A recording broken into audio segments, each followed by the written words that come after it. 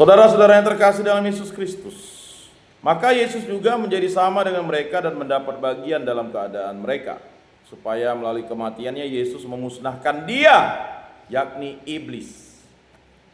Jadi sudah jelas ya jawabannya. Ada yang bertanya, mengapa Tuhan orang Kristen itu bodoh-bodoh, mati disalib? Kan dia Tuhan. Itulah kebodohan, ketololan, botol, bodoh dan tolol, celaka, terkutuk. Jadi padanan katanya itu, ya. Maka dia harus wafat di kayu salib untuk, ya, memusnahkan dia, yakni iblis. Mengapa iblis itu harus dimusnahkan? Karena iblis ini mengganggu, ya, menyesatkan dan merusak hubungan cinta kasih Allah kepada manusia.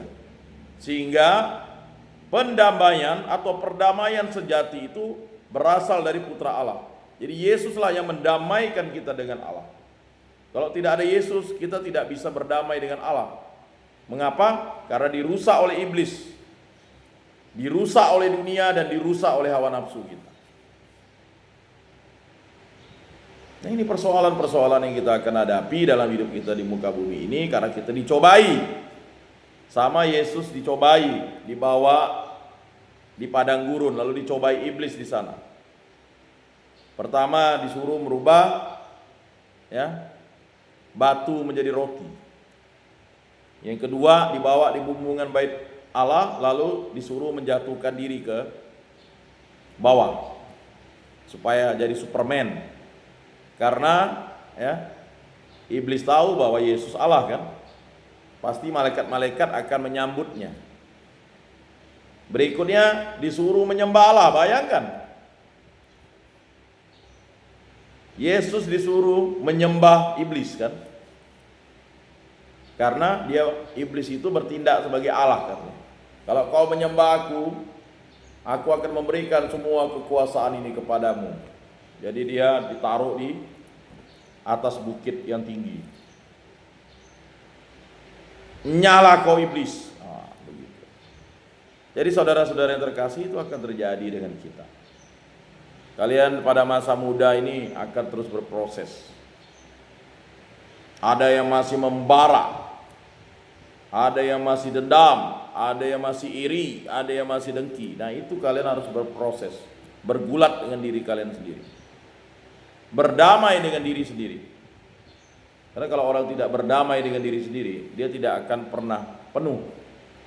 Kepenuhan sejati itu karena bersama Kristus. Ya.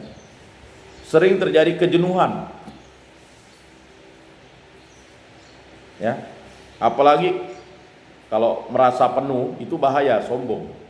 Yang menjatuhkan manusia itu karena merasa penuh. Ngapainlah ke gereja? Kau ke gereja pun masih berbuat dosa. Ada kayak gitu nanti omongan. Itu orang merasa penuh, padahal dia tak penuh. Ya. Atau misalnya dia jenuh, ya doa pun susah, bagus berjudi ya. Nah, itu orang merasa jenuh.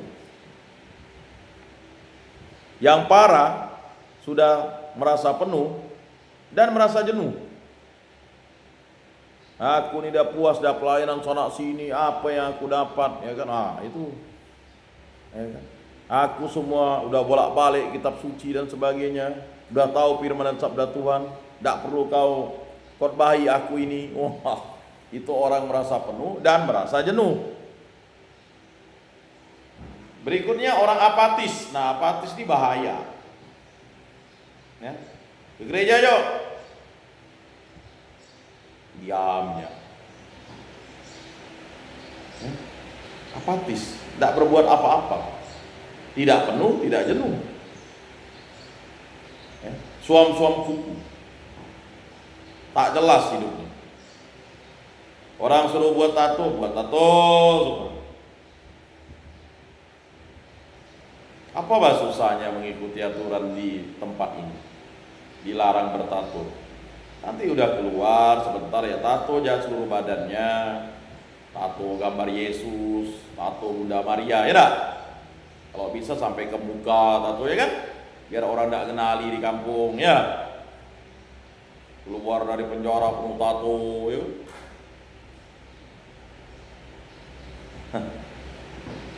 supaya orang seram, takut. Ini persoalan-persoalan yang dihadapi. Kalau orang udah apatis itu susah. Doa yuk.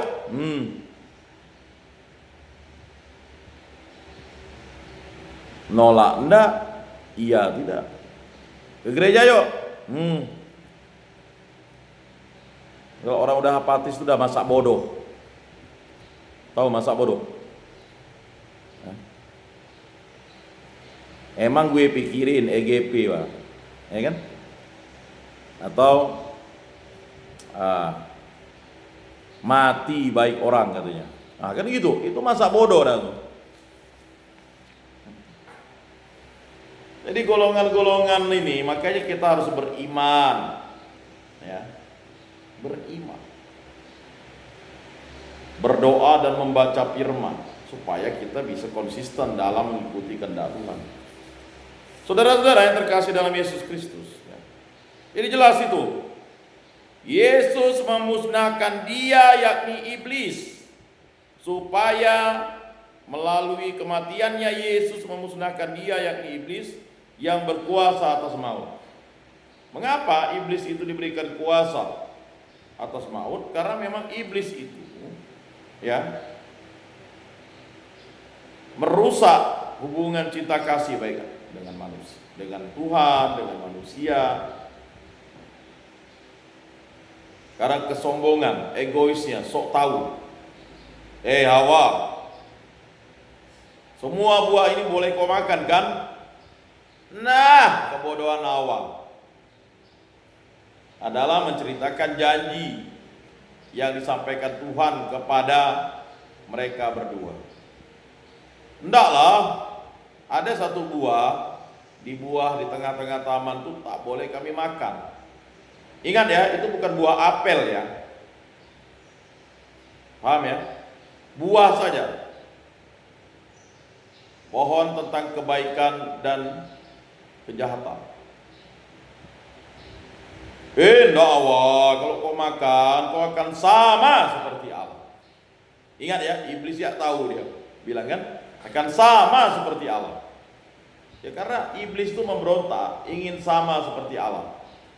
Tidak bisa. Malaikat itu adalah makhluk ciptaan Allah dari cahaya, dari pantulan, ya, sinar Allah.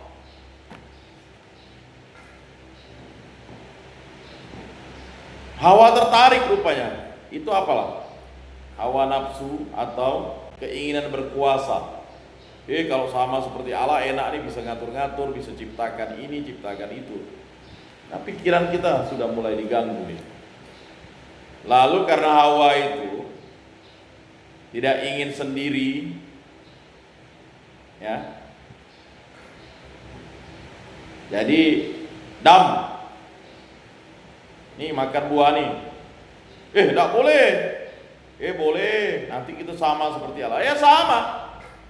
Keinginan manusia itu untuk berkuasa dimakannya. Tiba-tiba ketika Allah berjalan-jalan, ingat ya, baca kitab Kejadian. Allah berjalan-jalan di taman itu, tidak menemukan lagi manusia yang menyapa Allah, berkomunikasi dengan Allah. Kemana manusia nih? Rupanya ketika dia makan itu, dia tahu bahwa manusia itu telanjang. Beda. Kok beda? Ya kan? Awalnya kan dia menganggap dirinya sama kan. Tapi setelah dia makan buah itu, kok beda kita nih?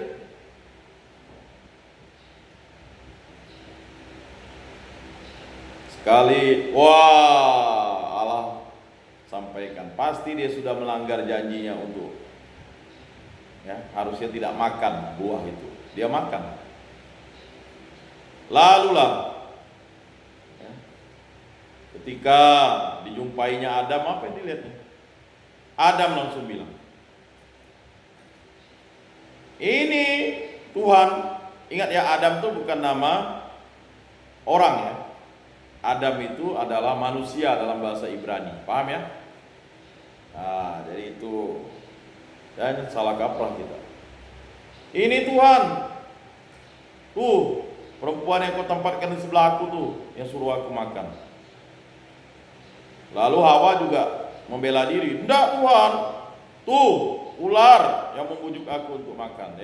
Kau ini memanglah ular. Makanya ya, ular itu adalah bukan binatang ular ya, tapi ular yang ini adalah kecerdikan tadi si iblis itu tadi.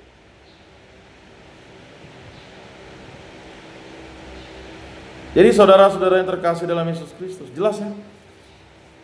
Kalau Yesus tidak wafat di kayu salib, sia-sialah iman kita. Kita akan dikuasai maut. Dan maut itu dikuasai iblis sebelumnya. Mengapa? Ya karena mereka berada di dalam maut. Tetapi karena kematian Yesus, iblis dikalahkan, dibinasakan, dimusnahkan. Maut dikuasai oleh Yesus, dan maut itu hanya menjadi sengat saja bagi kita. Sengat. Tahu sengat tak? Ya. Jadi bagi orang beriman, maut itu adalah memisahkan jasmani rohani kita, badan dan jiwa kita. Jelas ya? Jadi kalau kita KO, koit, meninggal, apa bahasa TikTok? Macam-macam. Meninggoy. Ya kan? Pindah ke alam lain. Ya. Kabis, kobis, dead, apalagi bahasa-bahasanya. Ya kan? Itu bagi kita yang sudah dibaptis hanyalah sebagai sengat. Maka Santo Fransiskus Assisi bilang, hai saudara maut. Ya. Jadi itu saudara kita untuk memisahkan, karena kita juga pasti ya kan akan berpisah dengan badan kita sementara nanti kita akan bersatu lagi dengan badan kita ketika ya kan ya sesuai dengan iman kita.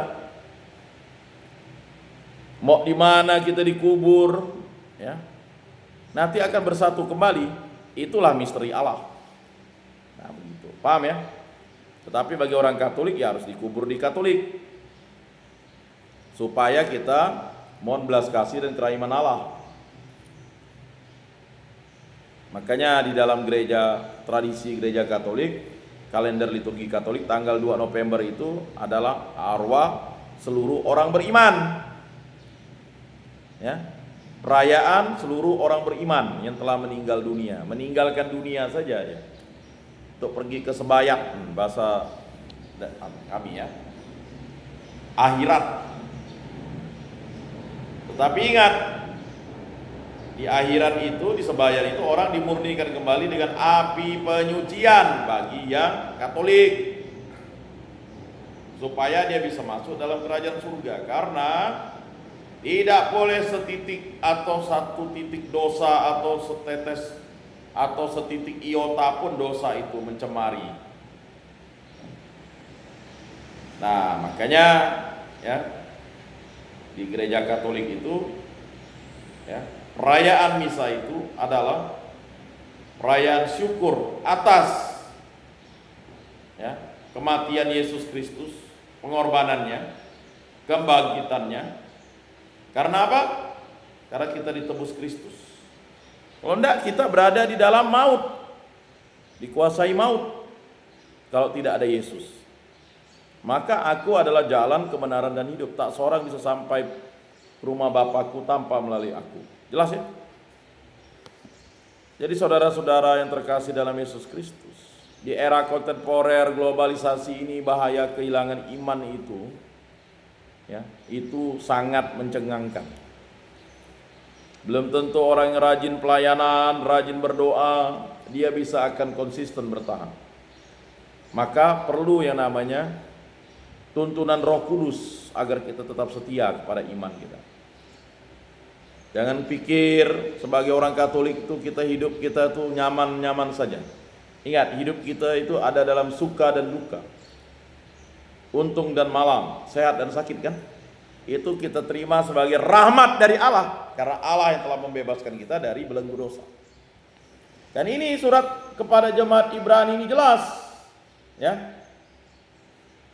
Dan supaya dengan jalan demikian Yesus pun membebaskan mereka yang seumur hidupnya berada dalam perhambaan karena takut akan maut. Maut itu kematian dianggap sial, suwe. Beberapa kepercayaan suku-suku tertentu kalau orang meninggal itu jangan dipegang jenazahnya, transfer. Nanti dia memanggil yang lain untuk mati juga katanya. Di kampung-kampung kita masih ada kepercayaan kayak gitu, kan? Bahkan ada yang tidak mau misalnya menikmati makanan di tempat orang meninggal. Ya, tabe lah, pantang lah, tidak tahu apalah. Udah makan obat lah. Hah? Kalau masih datang, puji Tuhan, ada yang tidak mau datang. Ya, karena dianggap kematian itu membawa kesialan. Itu bagi orang-orang yang belum dibaptis. Bagi orang yang dibaptis, apa kata Rasul Paulus? Hidup atau mati adalah keuntungan bagiku karena aku bersama Kristus. Ya kan? Baik hidup atau mati kita adalah milik Kristus. Jadi bersyukurlah setiap waktu, setiap saat kita sudah dibaptis menjadi pengikut Kristus. Nah itu ya, bukan dibanggakan tetapi diwartakan. Dan ini memang sulit kalian cerna untuk sekarang, belum. Tetapi boleh kalian simpan terus-menerus di dalam hati kalian. Sebab sesungguhnya bukan malaikat-malaikat yang dikasihinya. Ingat, bukan malaikat-malaikat yang dikasihinya. Malaikat-malaikat itu wajib tunduk, setia, dan mencintai Allah dengan total. Karena dia adalah makhluk rohani yang diciptakan dari pantulan Allah atau diciptakan dari cahaya. Dan kehidupan malaikat ya bersama Allah di surga. Ya. Tetapi ketika malaikat itu melakukan satu dosa, dia akan menjadi mengutuki dirinya menjadi setan atau iblis. Paham ya? Nah itu. Melainkan keturunan Abraham. Nah, jadi ada keturunan Abraham. Abraham itu ada punya dua anak, Ismail dan Ishak. Ismail itu dari Hagar. Hagar itu adalah hambanya Sarah. Karena Sarah sudah merasa tua dan Abraham perlu mendapat keturunan, Sarah menyodorkan Hagar kepada Abraham. Nah, terjadilah kehamilan dan akibatnya ya, Hagar mengandung. Setelah mengandung dia menyerahkan anaknya kepada Sarah. Tetapi Hagar ini sering mengolok-olok Sarah karena bilang mandul, dan selalu melihat anaknya itu karena sudah bertumbuh dan disayangi Abraham. Tetapi Abraham tahu rasa pahitnya Sarah, sehingga Abraham mengusir Hagar dan Ismail. Nah begitu ya. Tetapi karena karunia Allah, Sarah itu mengandung pada usia tua, umur 90. Ya sekitar itulah, antara umur 80-an begitu. Ya. Dan akhirnya dia melahirkan Ishak namanya. Nah, makanya nanti akan ya diteruskan yang namanya surat kepada orang Ibrani ini. Itulah sebabnya dalam segala hal Yesus harus disamakan dengan saudara-saudaranya supaya ia menjadi imam besar yang menaruh belas kasihan dan yang setia kepada Allah untuk mendamaikan dosa seluruh bangsa. Jadi Yesus itu mendamaikan dosa seluruh bangsa, baik orang yang dibaptis maupun yang tidak dibaptis. Ya. Mengapa? Karena semua orang itu bisa diselamatkan. Tetapi apakah dia mau memilih jalan keselamatan itu? Silakan, diberikan kebebasan. Sebab oleh karena ia sendiri telah menderita karena pencobaan, maka ia dapat menolong mereka yang dicobai. Karena Yesus waktu 40 hari 40 malam dia dicobai iblis. Setelah selesai berpuasa dan berpantang kan? Dia dicobai. Kita pasti dicobai oleh iblis, oleh setan, oleh dunia, oleh hawa nafsu. Tetapi kita hanya bisa bersandar, satu-satunya cara untuk melawan cobaan itu adalah berdoa, mengampuni. Paham ya? Kalau kamu hanya berdoa saja, tidak mengampuni, dia akan masuk ke dalam hawa nafsu kalian, dendam, iri hati, dengki dan sebagainya. Ya, maka tidak heran iri hati, dengki itu menjadi persoalan. Sampai ada yang mengibaratkan fitnah lebih kejam daripada pembunuhan, hoak lebih kejam. Karena kalau fitnah, iri, dengki, dusta, janganlah bersaksi dusta terhadap sesama manusia, itu bisa disampaikan. Tak benar tuh Pak Yakobus Julianelis tuh, satu orang kan nyampaikan. Bayangkan kalau misalnya 1, 2, 3, 4, 5, 6 orang nyampaikan tuh kan, kemana-mana kan. Tak benar penyuluh agama Katolik tuh kan. Itu membunuh juga karakter orang. Dia tuh jangan dipinjami duit, susah bayar. Dia tuh jangan mau dikawani, ngapa? Itulah suka makan tulang kawan. Banyak hal yang akan kita lakukan. Dengarkan. Saudara-saudara yang terkasih dalam Yesus Kristus, Mazmur tanggapan mengatakan, selamanya Tuhan ingat akan perjanjiannya. Selamanya. Jadi perjanjian Tuhan itu kekal abadi selamanya. Ketika perjanjian itu dibuat dengan Adam dan Hawa, apa yang terjadi? Semua buah di taman ini boleh kau makan, kecuali satu buah di tengah-tengah itu jangan sekali-kali kau makan. Kalau kau makan kau akan mati. Udah jelas. Kalau iblis itu tak jelas. Wah. Hawa, buah semua ini kau boleh kau makan. Hawa bocorkan, tak boleh yang satu tuh. Nanti kalau kau makan kau akan sama seperti Allah. Memutarbalikkan fakta, bersaksi dusta, menipu, penyesat, sang pendusta, macam-macam gelarnya iblis itu. Kan udah jelas kan? Tuhan Allah sudah jelas katakan, jika sekali-kali kau makan kau akan mati, ya kan? Adam dan Hawa akan mati kan? Coba, kau jangan pakai narkoba, nanti kalau pakai narkoba kau akan kecanduan. Udah jelas kan? Tapi coba kalau kalian ketemu dengan sindikat, ndak apa-apa pakai ini aja, kau kan pusing. Keluar dari tempat ini karena kalian udah berkenalan dengan, makanya harus menghindar dari orang-orang seperti itu. Karena ingat, narkoba itu, sindikat kejahatan narkoba itu sudah sangat marak di Kalimantan Barat ini. Kemarin ketua BNN itu, Kalbar sudah sampaikan, ada satu dusun itu sudah pakai narkoba 100%. Saya tidak tahu di mana tuh. Karena awalnya dia tidak tahu itu narkoba. Narik keluar bapak kan? Nanak ngarokok baga-baga. Siapa kemarin yang kasus narkoba sih? Mana? Bayangkan satu dusun 100% Katolik lagi umatnya, pakai narkoba. Mana tidak habis generasi itu. Ingat, untuk rehabilitasi narkoba itu butuh 30 tahun. Rehab saja ya, bukan sembuh ya. Rehab. Makanya don't try. Jangan coba. Sekali kau pakai narkoba, kau akan diincar terus. Itulah setan, iblis, dunia dan hawa nafsu. Karena dia berkolaborasi itu. 30 tahun untuk rehabilitasinya, kawan. Bukan santai, kawan. Hindari, kawan, gitu. Bukan santai. Berat, saudara-saudara yang terkasih. Berat.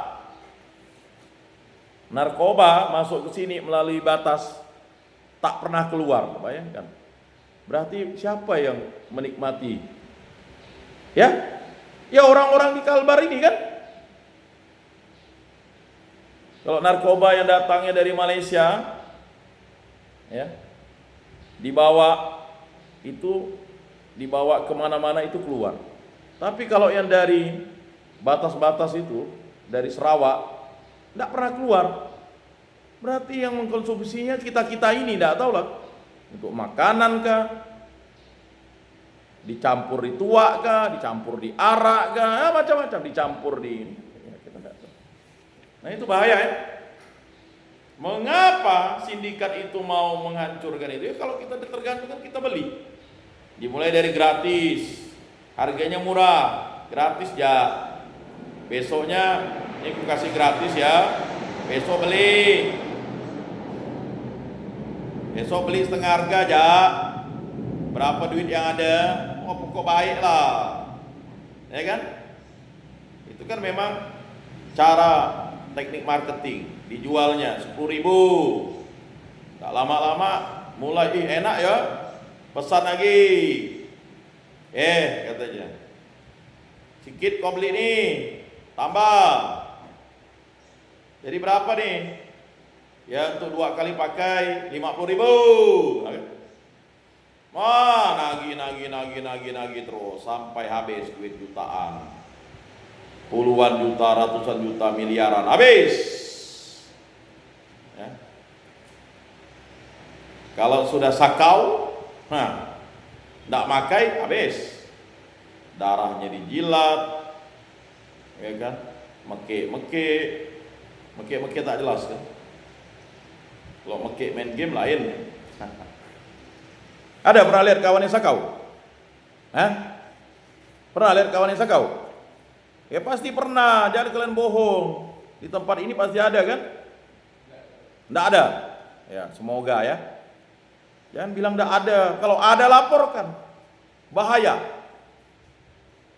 Kan kemarin gimana yang dari Sikawang? Udah baik tak dia?